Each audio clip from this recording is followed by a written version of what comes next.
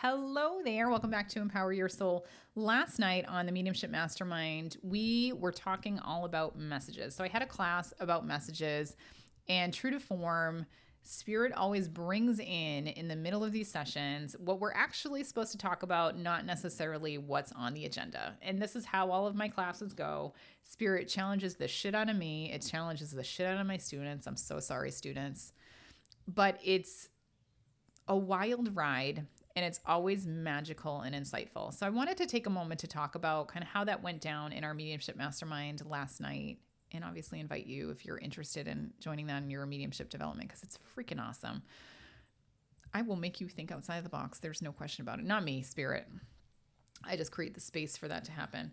So last night in the mastermind, true to form, I'm a nerd. I have my PowerPoint slides because I think people are visual and auditory learners. So I want to make sure there's a visual component to my classes. And there was the basic information about the flow, right? It was basic about here's how messages come in. This is how Spirit might be talking about a message. This is how you can make Spirit move to a message. This is what the messages will consist of. And this is what it looks like and feels like when the Spirit's message is done. And where we really went deep were the messages and what they consist of.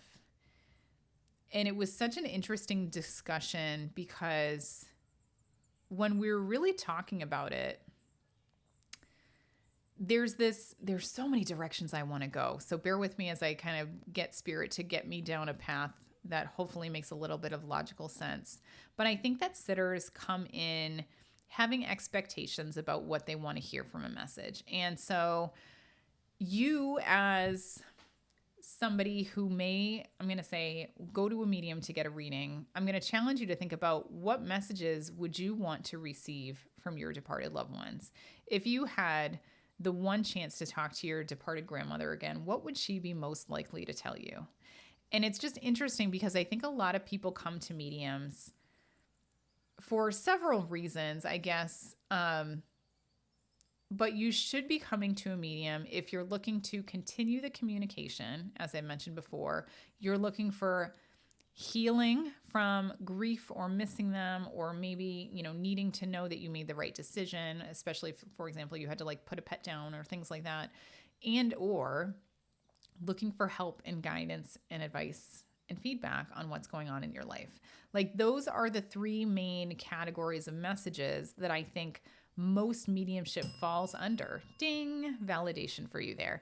And so where things can get off track in a reading is if you are expecting your departed loved one to come in and say a certain thing, whether that's evidence, whether that's part of the message, if you only want feedback or guidance on a specific thing, right? I'm being called back to, in my head, the first amazing medium that I'd ever been to. I think I've told this story before, but I got a call from my dear friend, and she's like, you need to go see this medium. She was a colleague of mine, technically. And we were both into mediumship. And I was like, that sounds cool. So I book with this lady. I drive a couple hours to go see her, pay cash, book the appointment on telephone. It's as anti-internet Google lookup as you could possibly get. And I remember sitting there and she's like, why are you here? And I'm like, I don't know. I just feel called to be here. I don't know. And so the messages she relayed in that reading for me, I'm laughing about this because I can feel Spirit laughing, and I don't know where they're going with this, but this is what it's like with mediumship. I feel the comedy before the comedy comes through. The messages were shit. Can I say that? She was the best medium I had ever been to, and the messages were shit. Okay. When I say the messages were shit, oh my God, they're making me realize this right now. The way this medium worked is she called in a name, and if you didn't recognize the person, essentially she kicked them out. And so she had a whole lot of names of people that I didn't know. I'm like, I don't know who this person is. I don't know who this person is. The few people that came through were my departed mother-in-law, my aunt. Oh shit, I forgot the third one. They're going to get pissed at me. I'm going to say those were the two big hitters. I'm sorry, whoever else I forgot. There was a couple that came through too, but those were the two where the really, really big messages came from. And I had just had my daughter at the time, and my aunt came through essentially I was having a crisis at work. I didn't know if I should leave my corporate job and go consulting. And my daughter was just born, and I'm just like, I don't know what I should do. And like literally the whole reading was, don't worry about it. Everything's going to be fine. And looking back at now, I'm chuckling about this reading because at the time I wanted direction. I wanted spirit to tell me what the fuck I should do. I wanted clear next steps and guidance because I was that asshole client, right? About what my path is going to look like, where am I going to go? Because in my brain, I had path A and I had path B, and I just wanted spirit to tell me, should I take path A or should I take path B? What they gave me was a whole bunch of bullshit about it doesn't matter. And looking back now, you listening to me say this on a podcast, how fucking hilarious is that message, right? Like it didn't matter which path I took because spirit was fucking right. It did not matter what path I took because I'm here doing metaphysical work. Not in that reading did I think that I was a medium. Had no idea. So spirit at the time, I'm sure, showed up to this reading laughing in their minds about what I wanted the message to be. And they're just like, oh no, we're not going to tell you that because, yep, in the grand scheme of things, the questions I wanted the answer to didn't fucking matter at all. And so I walked into that session being like, give me path A or give me path B. And they didn't give me anything. But what? Oh God, don't make me cry. It's been a while since I cried on this podcast. Fuck you, spirit. But what they did give me was proof of life after death, right? She gave me undeniable evidence of my departed mother-in-law and my aunt, right? That was the message I needed. That's not the message I asked for. And I think that's like the big difference. This is me trying to move away from the shit that's going to make me cry. Because what I asked for wasn't what I needed. It's what I wanted, but it wasn't what I needed. Right? And so we can move away from it, spirit says. By the way, the names they gave me were all my departed husbands. Or sorry, not my departed husband. God, it's so funny. I've said that twice today. Shit. Not a premonition, just a fuck up. Was my husband's departed family. All of them. All the names I couldn't take were all his. Was that a message for him that this is real too? You bet your ass. Like he was shook when he listened to the recording after. He's like, holy shit, that's my grandfather. That's this person. That's that person. His cousin that had departed came through like 4 times with his legal name, but I didn't know him by his legal name. It was really funny, actually. I thoroughly loved it. I just had to put it out there. But the message of what I did receive that day was that this shit is real. Right. And that got me hooked. And that got me hooked to going to the next medium, and eventually that medium telling me that I am a medium and going down this rabbit hole. So this is what I'm talking about clients walk in with expectations about what they want to hear, what they expect to hear from their departed loved ones. But spirit needs to give you what it needs to give you, not what you want to hear. And so this creates this really weird dichotomy for the mediums who have clients walking in, I love you all, but with emotional baggage and expectations about what they want their loved one to say. Because we as mediums feel that energy. We feel the desperation. We feel the need. We know. Don't think for a second that we don't know what you want to hear. We know what you want to hear. We actually know what you need to hear for you to heal and move on.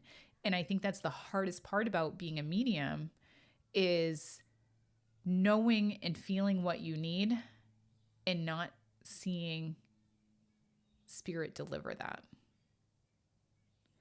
It's a mind fuck as a medium. It is such a mind fuck. And this was part of the conversation last night is how do you know?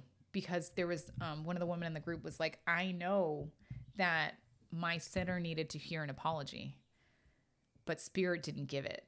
What am I supposed to do? Should I give the apology? And I said, no, our job as mediums is to be the channel of information. We are not responsible for the messages. We are not responsible for the tone. We are only responsible for being the conduit for the message Spirit wants to give. So even if we can feel more, whether it's psychic, whether our client has explicitly said it, whether it is us just knowing there's a huge, bigger picture, bigger story to this, we have to stay true to what Spirit wants us to say and how they want us to say it. And sometimes that'll rip your heart out. Like that will rip your heart out. I mean, you will cry. Me as the medium, that's when I cry in sessions, right? When I know there's so much more I want to tell you, but Spirit is saying it's not the time. This isn't the place. They're not ready for that message yet. And or holding back on what you want to hear for your own personal development and perspective. And so there has to be this ridiculous trust as mediums. And this is why we need to be healed to do this work. We need to come in realizing and putting our ego aside and our biases aside to help our clients the best way that we can, because we cannot come in and trying to be the superhero, the people pleaser that wants to make our clients happy. We have to come in as this clear vessel that delivers the message exactly the way the Spirit wants us to deliver the message. No more, no less. And so, which is hard, right? Which is hard because I think us as mediums take this personally and we think that I must be missing something. If they're saying everything, but I'm sorry, it's me, I missed it. I guarantee you didn't miss it. I guarantee you the Spirit didn't want you to say, I'm sorry. And this was a really good example last night because the sitter wanted to hear, I'm sorry. But instead, the Spirit went all around it, took responsibility for the actions and the relationship and everything like that, but they wouldn't say they're sorry. And it was just funny. I think hindsight's 20/20 with all this stuff. It's always 20/20. And I just love how in the mastermind, they'll ask me these situations and even situations I've already weighed in on, and Spirit will give me more insight and like a little bit of information as kind of like this sneak peek, this little chuckle about like the everything. Because as Spirit in this example refused to say, I'm sorry, I heard them laughing in my head and I heard them say, it's because they chose this life. They don't know it yet, but that was a blessing. That wasn't a curse. Right? And like, these are the things that sound so fucking insensitive to sitters, which is why we can't say it, which is why the spirits don't give it to us, because we sound like assholes. Because there's so much more out there. Like, there's so many bigger storylines. There's so many big soul contracts that we have no fucking idea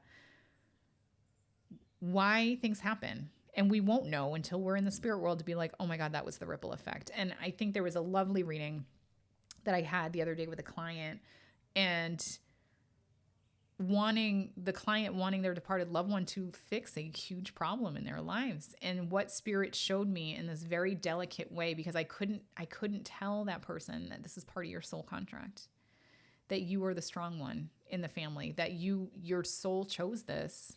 I'm sorry if you're listening to this and you know this is you. I'm sorry. This is what I couldn't say in the session. Fuck.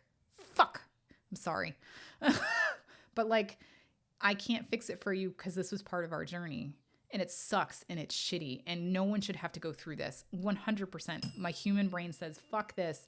I can't believe you would choose this. I can't believe anyone would choose this. And in our ego-centered brain, no, like we can't imagine, but there's things beyond our comprehension about why this stuff happens. Why do we choose this? And the way Spirit showed it in my head was a beautiful spider web. It's all connected. And the best that we can do is pull on the threads a little bit to ease up on the pain, to ease up on the circumstances a little bit, but we can't change the foundation of the spider web, because if we take out this one section of the spider web, the rest of it falls. And I don't know what that means. I don't know what that means, right? I don't know the ripple effect of changing one. It's like those old shows, like going back in time to the dinosaurs and stepping on a cricket or whatever, and it changes the whole future. That's essentially what they showed me with the spider web. Is like, you can't take that out because it ruins the whole web. it changes everything in the whole web. It changes everything in the space-time continuum, you know? And so I thought, what a beautiful, eloquent example. And I think it's the same thing when it comes to some of this information. I think providing the information to people changes the spider web too much. Some people are going to have to learn the lesson the hard way. Some people cannot comprehend some of the stuff that we as mediums see and comprehend from the spirit world on a daily basis. And it's a whole lot of muck. I'm so sorry, but it is. And so you aren't delivering the messages wrong as a medium if your client is upset about it. As long as you have stayed true to what you have seen, perceived, received from the spirit world, you have done your part to be the true conduit that you are supposed to be in this work. And as a sitter, I'm going to challenge you. If you didn't receive the message you wanted, there is a reason. You received what you needed. So I want you to really, my daughter is so good at slamming doors, everybody. She should be, is there a job for professional door slammers? Sign her up. Holy shit. This girl can slam doors like nobody's business. Fucking kids. I love them, but fucking kids. So I'm going to challenge you as that sitter is, if you didn't get the message you expected, why? I want you to look at the message you got, and it might not make sense right now. Maybe it makes sense. Like my daughter is 9 now, 9 years later, about why you got what you got and why you didn't get what you wanted.